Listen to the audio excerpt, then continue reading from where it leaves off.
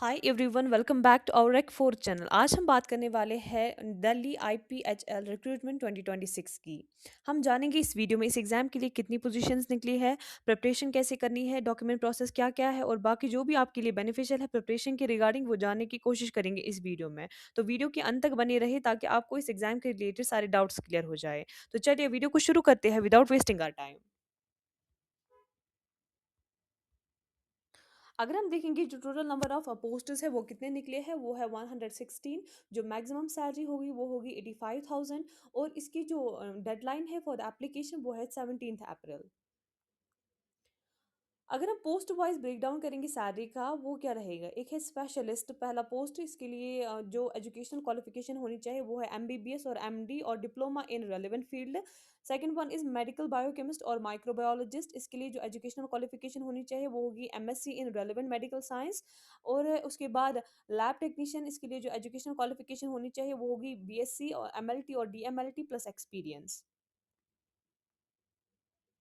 अगर हम पैथोलॉजिस्ट और माइक्रोबायोलॉजिस्ट की बात करेंगे, उनके लिए जो जॉब है वो क्या क्या रहेगा। एक होगी इसके लिए diagnostic leadership, epidemiological support, clinical reporting और इंटीग्रेटेड केयर। डायग्नोस्टिक लीडरशिप की अगर हम बात करेंगे, आपको देखने हैं इसमें जो कॉम्प्लेक्स डायग्नोस्टिक प्रोसीजर्स है और क्वालिटी कंट्रोल पे आपका फोकस रहना चाहिए। अगर हम एपिडेमोलॉजिकल सपोर्ट की बात करेंगे, आपको एनालाइज करना है जो पैटर्न ऑफ डिजीज है और जो आउटब्रेक हो रही है इन दिल्ली।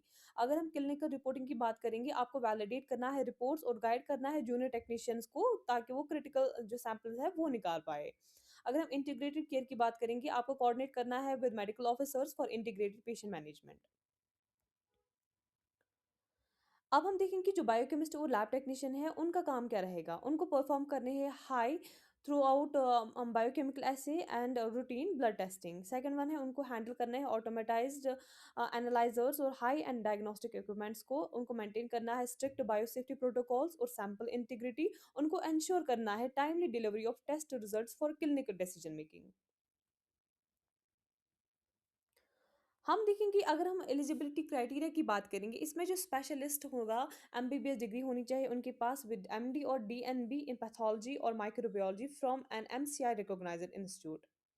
हम देखेंगे अगर बायोकेमिस्ट्री की बात, उसके लिए जो एलिजिबिलिटी क्राइटेरिया है उनके लिए होना चाहिए एमएससी इन मेडिकल बायोकेमिस्ट्री और microbiology with 1 to 2 years of clinical lab experience. अगर हम लैब टेक्नीशियंस की बात करेंगे, उनके लिए है BSc in medical lab technology MLT और DMLT in with minimum 3 years of post qualification experience. अगर हम एज लिमिट की बात करेंगे, इसके लिए टिपिकली है 18 to 40 years, लेकिन रिलैक्सेशन है for SC ST OBC category as per the rules of government. अगर हम सैलरी की बात करेंगे, इसमें लैब टेक्नीशियन से जो सैलरी वो इंक्रीज होती है टिल द डायरेक्टर। और डायरेक्टर के लिए जो सैलरी है वो है 85,050 रुपीज़।